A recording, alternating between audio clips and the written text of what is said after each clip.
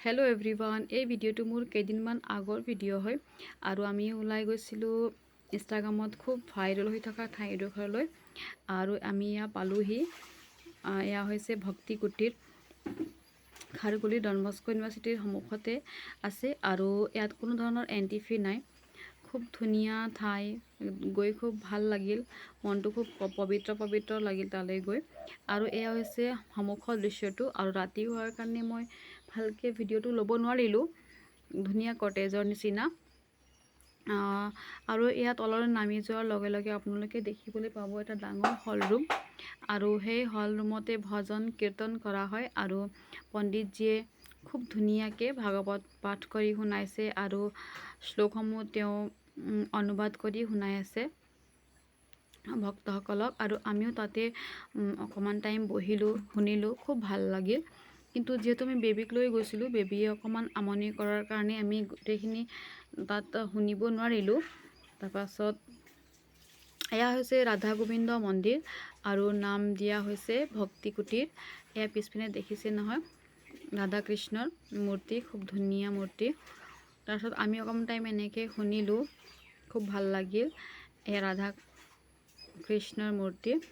তাৰপাছত আপোনালোকে তললৈ নামি যোৱাৰ লগে লগে খুব ধুনীয়া এটা ভিউ দেখিবলৈ পাব।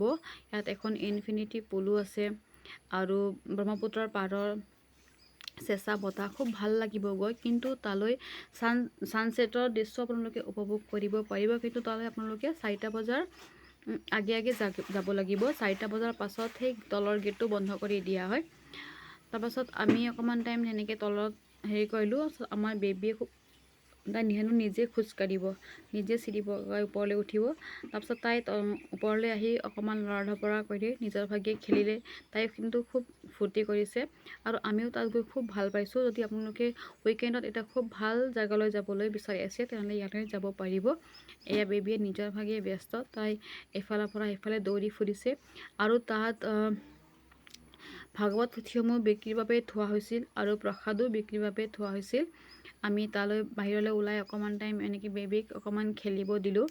তাৰপাছত তাত সন্ধিয়া আৰতিও হয়, 8টা বজাত সন্ধিয়া আৰতি হয়। কিন্তু আমাৰ হাতত সময়ৰ অকণমান অভাৱ আছিলে, সেইটো কাৰণে আমি সন্ধিয়া আৰতিটো শুনিব নোৱাৰিলোঁ। আপোনালোকে যদি যাব বিচাৰে, আপোনালোকে যদি সন্ধিয়া আৰতিটো শুনিব বিচাৰে, 8টা বজাৰ পাছত ইয়াত সন্ধিয়া আৰতি হয়।